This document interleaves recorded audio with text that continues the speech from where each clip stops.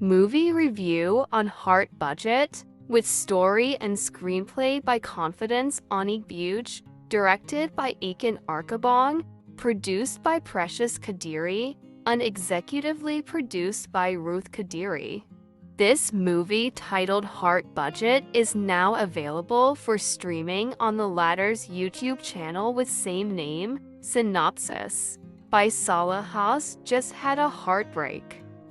She dresses as a tomboy and everyone around her, including her mom, is fed up with her choice of dress sense.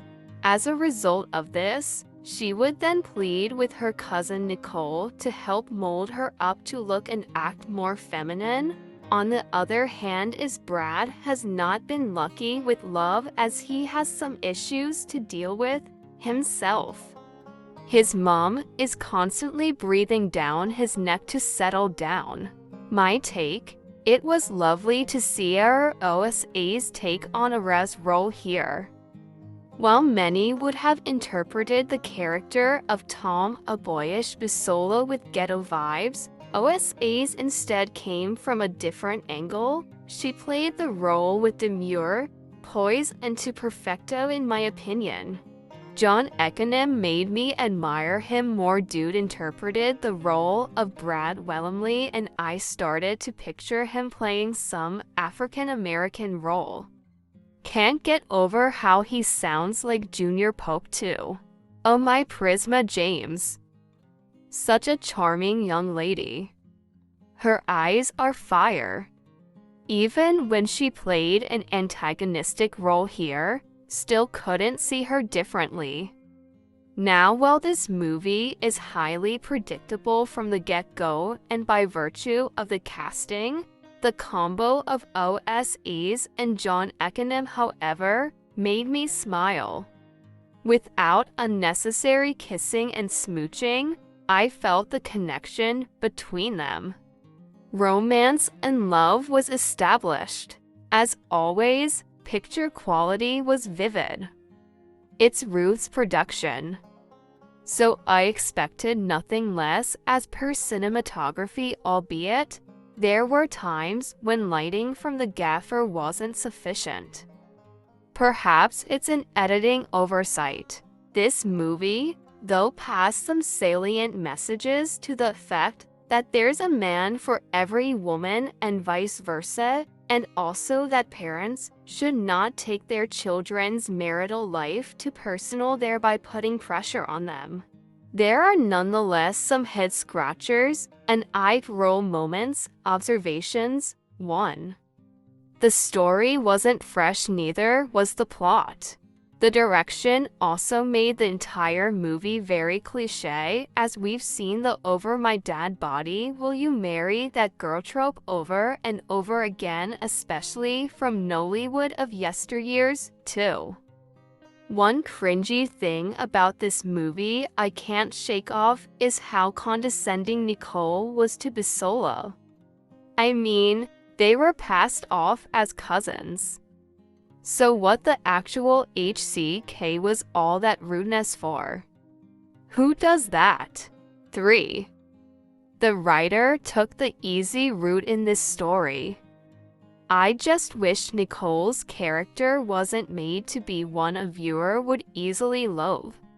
It made the game change very easy. Must the other lady always have a bad character for Cinderella to shine? 4. It's about time Ruth Kadiri stayed off some of her productions. No offense, but heaven won't fall if she does. 'Cause tell me the role she played in this film. I'm sure she didn't even say up to teary lines here. That role of Sandra could easily have been given to an upcomer or a different actress. Anyways, the yam is hers and so is the KNFV. Hence, she can slice as she pleases, right? Besides, she's one producer who keeps raising stars. So, is it right? 5. Speaking of her role, what was all that frolicking and open romance in an office setting? We didn't even see them getting work done. All the lovers were seen doing was holding each other all the time, as if that was their job description. 6.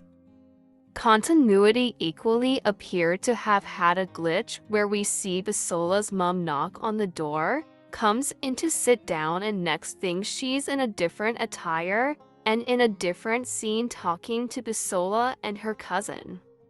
I had to rewind at least twice to be sure I didn't miss a thing.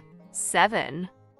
I know I often advocate for flashbacks or backstories in some movies, but the flashback in this film, when Brad was trying to explain his predicament, was absolutely not necessary. The 24-year-old Brad looked nothing like 30-something-year-old Brad. If they really insisted on that, then they should have simply used same actor to play the throwback role. A little makeup would have done the trick. 8. How did Brad's mom know where to find Bisola? Did I miss it? Someone please help. Well, I guess Nicole did. That was, however, not established. 9. The title? Please, can someone explain to me how the title correlates to the story, as in which heart was on a budget? I can somehow say the heart wants what it wants as its meaning, but the subtitle underneath the thumbnail on YouTube is misleading. It reads, "Which do you prefer, power or money?" This then confuses the title and its content. 10. Nicole attempted to use the hands-free feature in the car to place a call. Just when I was about to applaud that, when the recipient of the call picked up, the next scene that followed was of Nicole holding her phone to her ears. I guess this bad driving habit has been deeply ingrained that people do it unconsciously even in movies. Not nice. 11. What informed or inspired Bisola's style of dressing? Even her accent is often shuttling between pseudo-American and then proper Nigerian. Was she born in the States and grew up there, or is it just something she picked up? Overall, it's not a bad watch. It just could have been better. Though it dragged, but watching at my pace helped me cope with the duration, which again could have been shorter. Couldn't help but give the rating above.